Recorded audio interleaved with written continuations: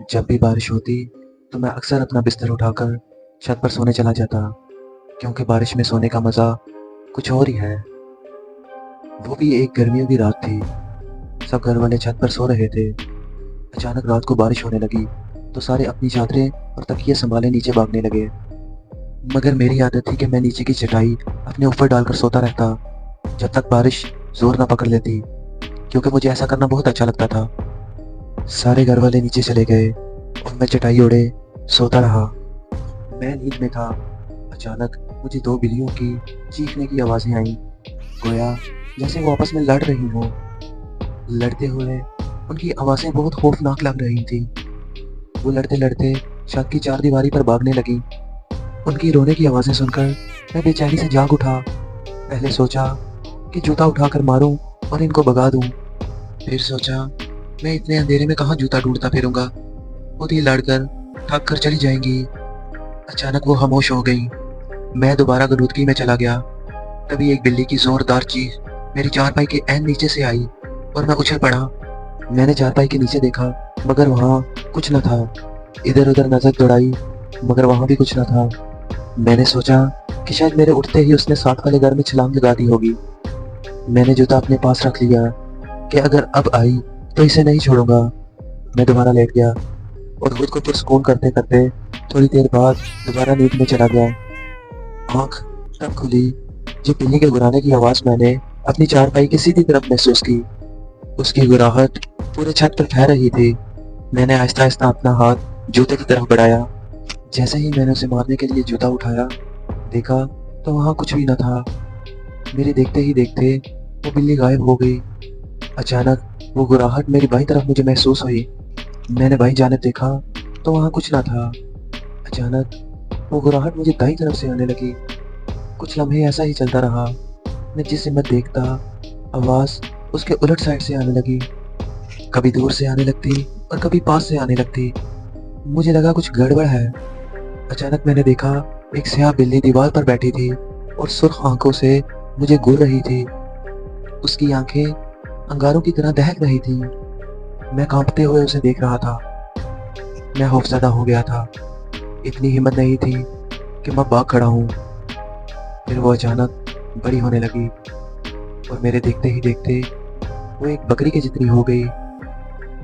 वो ऐसे नजर आ रही थी जैसे कोई काला चीता हो, क्योंकि उसकी रंगत स्याह थी। वो बिल्कुल स्याह बिल्ली थी। फिर अचानक उसने ऐसी पोजीशन ली कि वो जैसे दीवार से मुझ पर छलांग लगाने लगी हो। मेरे मुंह से बेसाख्ता जोरदार चीख निकली। मैं एक ही छलांग में नीचे उतरा और सीढ़ियों की तरफ भागा। मेरी चीख इतनी बुलंद थी कि मेरी अम्मी, अबू, बड़ा भाई सहन में आ गए और मैं सीढ़ियों से नीचे आते हुए गिरकर बेहोश हो गया। मगर परेशानियां खत्म न हुई। कुछ रोज तक मुझे डरावने ख्वाब आते रहे। वही बिल्ली मेरे ख्वाबों में आने लगी। कभी मेरी गर्दन पर दांत गाड़े हो और कभी मेरा खून चाट रही हो। मैं नींद में चीखता रहता। मुझे ख्वाब में भयानक लोग दिखाई देने लगते थे। किसी का सर नहीं होता था, किसी का गोश्त लटक रहा होता था। आंखों की जगह काले सुराख होते, बाजू कटे हुए होते। मैं बीमार रहने लगा, कमजोर होता गया। डर के मारे मैं घर से बाहर नहीं निकलता था। फिर एक आलिम हमारे घर आए, मुझे पानी पिलाया जिस पर दम हुआ था। मेरी वालदा हर वक्त सूरह यासीन पढ़कर मुझ पर फूंकती रहती थी। कुछ देर तो अफाका होता था, मगर फिर वही हालत हो जाती। बैठे बैठे चीखें मारकर बेहोश हो जाता था। एक रोज मैं बैठा पढ़ाई कर रहा था। किसी काम से मैं कमरे में अपनी अम्मी के पास गया। मुझे एकदम डर सा लगा। मैं अपनी अम्मी के पास गया कि वो मुझ पर कुछ पढ़कर फूंक कर दें। मेरी अम्मी मेरी तरफ पीठ किए अलमारी खोले कपड़े तह कर रही थी। मैंने अम्मी को पुकारा, लेकिन उन्होंने जवाब नहीं दिया। मैं उनके करीब गया, उनको आवाज़ दी।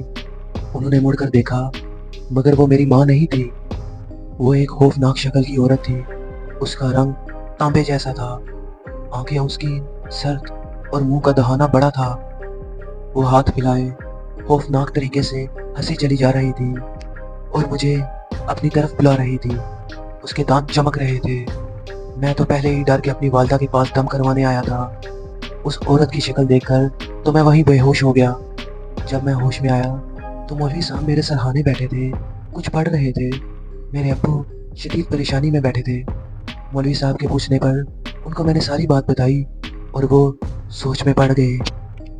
फिर इस तरह के वाकयात मेरे अलावा मेरे घर के दूसरे अफराद के साथ भी पेश आने लगा। कभी बाथरूम का दरवाज़ा अंदर से बंद हो जाता, पानी की आवाज़ें आने लगती। थोड़ी देर बाद दरवाज़ा खुद ब खुद खुल जाता और अंदर गलासत पड़ी होती। एक बार सब रात को टीवी देख रहे थे कि बिजली का बटन ठक से ऊपर हो गया और बल्ब बुझ गया। एक बार अम्मी की चारपाई कमरे के बीच में किसी ने खींचकर दूर कर दी। जब वो सोई हुई थी, चीज़ें हम एक जगह रखते मगर हमें मिलती दूसरी जगह। घर का हर फर्द डरा और सहमा सहमा रहने लगा। कोई मेरे साथ ना बैठता। सारे बहन भाई मुझसे गिन खाने लगे थे। कॉलेज में दोस्त दूर रहने लगे थे। कई बार हम दोस्त बैठे होते तो मेरी पुंगी खुद बहुत बचने लगती, जिसकी वजह से मैं बेहद शर्मिंदा होता। हमारे घर का सुकून गारत हुए 7 महीने हो चुके थे। मैं अपनी हालत से इतना तंग आ चुका था कि खुदकुशी करने का सोचने लगा। एक रोज़ हमारे मौलवी साहब अपने एक बुजुर्ग को साथ ले आए और बताया कि ये मेरे मुर्शिद हैं। वो बुजुर्ग सफ़ेद कपड़ों में थे, सफ़ेद अमामा था, चेहरे पर सफ़ेद दाढ़ी थी और माथा ऐसे चमक रहा था जैसे चौदहवीं का चांद हो। उन्होंने मेरे माथे पर अपना हाथ रखा और मैं रोने लगा। मेरे वाले साहब ने सारे वाक़यात उनको बताए और वो सुकून से बैठे सुन रहे थे। उनके होठों पर ऐसी मुस्कुराहट थी और इतना सुकून था और चेहरे पर इतना नूर था कि दिल करता था कि इनको देखते ही रहे। उन्होंने मेरे वाले साहब के साथ सारे कमरों का जायजा लिया, छत पर जाकर एक एक कोना देखा और साथ वालों की छत देखी। हमारे घर में मोहल्ले की औरतों का रश लग गया जो उनसे पानी तंग करवाने आ गई थी। वो मेरे करीब आकर बैठ गए। उन्होंने अपने दाएं हाथ का अंगूठा मेरे माथे पर रखा और अपनी आंखें बंद करके कुछ पढ़ने लगे। मुझे ऐसा लगा जैसे कोई मेरी खाल खींच रहा हो। मेरी चीखें नहीं रुक रही थी। मैंने उनका अंगूठा अपने माथे से हटाना चाहा था मगर उनका हाथ तक नहीं हिला सका। मेरे भाई ने मुझे बताया कि वो 1 घंटे से ज्यादा कुछ पढ़ते रहे और तुम्हारी दिल हराश चीखें हमारे बस से बाहर थी और तभी बुजुर्ग ने तुम्हें बुरी तरह पीटना शुरू कर दिया। तकरीबन 1 घंटा लातों, घूंसों और डंडों से तुम्हें मारते रहे और तुम्हारी चीखें हमारे बस से बाहर थी। हमारा दिल कर रहा था कि उन्हें रोक दे, लेकिन वालिद साहब ने ऐसा करने से मना किया। आंखें खुली तो वो मुझे देख रहे थे। उनके चेहरे पर मुस्कुराहट थी। उन्होंने पानी मंगवाया और उस पर दम किया। मेरा जिस्म टूट चुका था। ऐसा लग रहा था मुझे लंबी नींद की जरूरत है, लेकिन उन्होंने मुझे सोने से मना कर दिया। उन्होंने दम किया हुआ पानी सारे घर में छिड़क दिया और 2 घूंट पानी मुझे पिला दिया। वो 2 घूंट पानी ऐसे जैसे कोई आबे हयात था कि उसे पीते ही मेरे सर से 7 महीने का बोझ उतर गया। मेरे कंधे हल्के हो गए। मेरे जिस्म में सुकून दौड़ने लगा। मेरी बुझी आंखें रोशन हो गई। मैं उठ खड़ा हुआ और उनकी छाती पर अपना सर रख कर रोने लगा।